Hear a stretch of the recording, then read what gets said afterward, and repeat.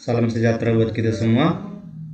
Perkenalkan, nama saya Daniel Pitwa Saragi dengan NIM C021047 dari Prodi Perpajakan kelas F. Di sini saya akan mempresentasikan tentang konsep investasi jangka panjang dalam akuntansi perpajakan. Definisi investasi.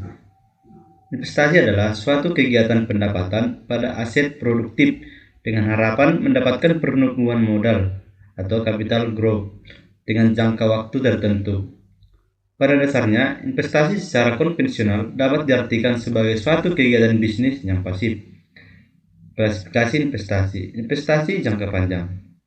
Investasi jangka panjang adalah penanaman sebagian kekayaan suatu perusahaan pada perusahaan lain dengan maksud untuk memperoleh pendapatan tetap dan atau untuk menguasai atau mengendalikan perusahaan tersebut. Yang kedua, investasi jangka pendek. Investasi jangka pendek adalah produk investasi yang dilakukan dengan cara menyetor atau menyimpan sejumlah dana pada instrumen investasi tertentu dalam kurun waktu yang singkat. Asal pemikiran munculnya investasi adalah karena kelebihan kas yang tidak diperlukan dalam jangka waktu tertentu. Tujuan investasi jangka panjang. Yang pertama, untuk memperoleh pendapatan yang tetap dalam setiap periode, antara lain seperti bunga, royalti, dividen, atau uang sewa, dan lain-lainnya. Yang kedua, untuk membentuk suatu dana khusus, misalnya dana untuk kepentingan ekspansi, kepentingan sosial. Yang ketiga, untuk mengontrol atau mengendalikan perusahaan lain melalui pemilikan sebagai ekuitas perusahaan tersebut. Yang keempat, untuk menjamin tersedianya bahan baku dan mendapatkan pasar untuk produk yang dihasilkan. Yang kelima, untuk mengurangi persaingan di antara perusahaan-perusahaan yang sejenis. Yang keenam, untuk menjaga hubungan antar perusahaan. Bentuk-bentuk investasi jangka panjang. Ada banyak pilihan bagi perusahaan untuk menetapkan bentuk investasi jangka panjangnya. Ada perusahaan yang memilih investasi pada tanah atau bangunan, dalam artian bukan untuk operasi perusahaan, yang disebut dengan investasi properti. Ada juga yang memilih investasi dalam bentuk tabungan atau deposito, atau pilihan investasi yang lain yaitu pembelian saham atau obligasi.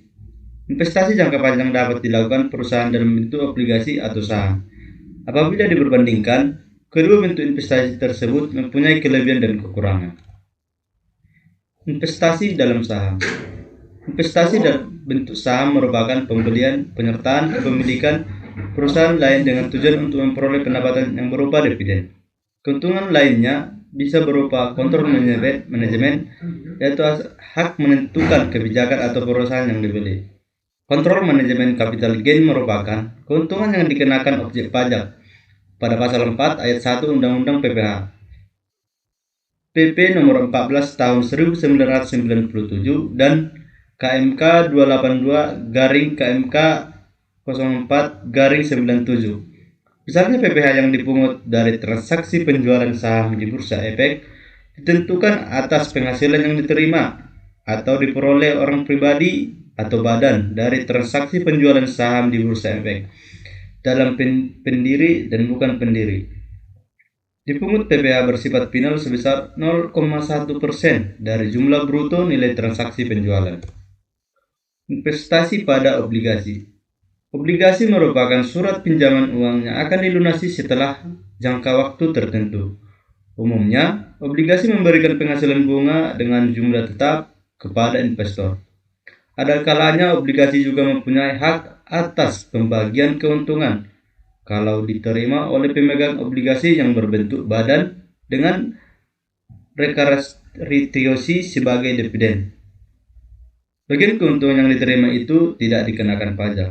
Namun, bagi pembayar bunga yang direkarakterisasi sebagai dividen itu bukan merupakan biaya pengurang penghasilan. Penerapan metode investasi dalam akuntansi.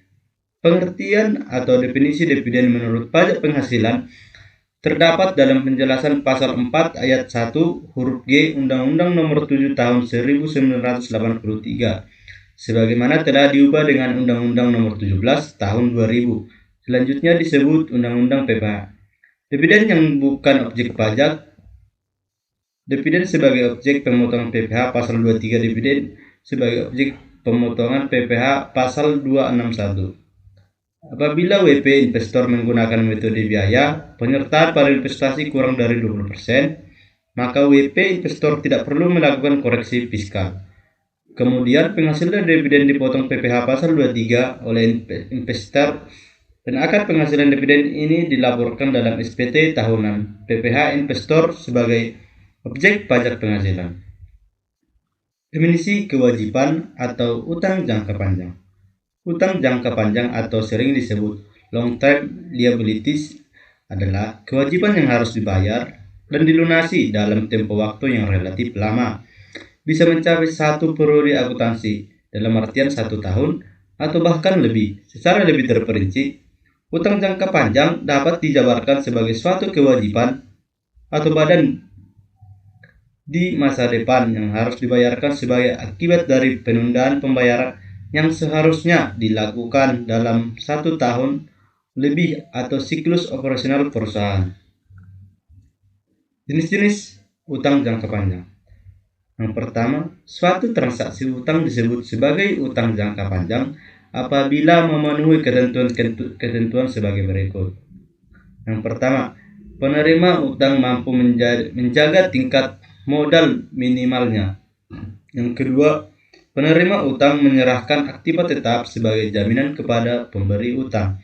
Yang ketiga, penerima utang tidak diperkenankan untuk menjual piutang untuk mendapatkan uang tunai.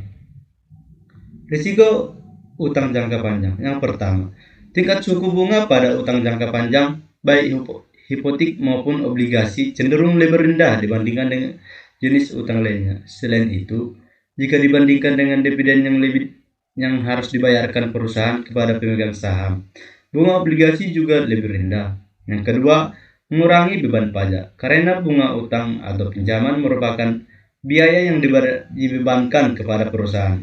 Oleh sebab itu, biaya bunga utang jangka panjang ini akan mengurangi pendapatan dan beban pajak. Yang ketiga, pemberi utang jangka panjang tidak memiliki hak suara dan otoritas dalam kebijakan dan operasional perusahaan. Artinya, pemberi utang hanya berhak untuk menyimpan jaminan selama berlangsungnya jangka waktu utang, tetapi tidak memiliki hak untuk melakukan intervensi terhadap urusan internal perusahaan, baik dalam hal penentuan peraturan, kebijakan, maupun strategi perusahaan. Pencatatan PPh pasal 4 ayat 2 atas utang obligasi. Definisi. Bunga obligasi adalah imbalan yang diterima atau diperoleh pemegang obligasi dalam bentuk bunga dan atau diskonto. Obligasi adalah surat utang negara yang berjangka lebih dari 12 bulan. Pemotongan pajak penghasilan dilakukan oleh A. Penerbit obligasi atau emiten atau kustodian selaku agen pembayar yang ditunjuk. B. Perusahaan efek, dealer atau bank selaku perantara atas bunga dan atau diskonto obligasi yang diterima atau diperoleh penjual obligasi pada suatu transaksi, dan atau C. Perusahaan efek, dealer, bank, dana pensiun, dan reksadana selaku pemberi obligasi langsung tanpa melalui perantara, atau bunga dan atau diskonto obligasi yang diterima atau diperoleh penjual obligasi pada saat transaksi. Sekian hasil presentasi saya. Terima kasih.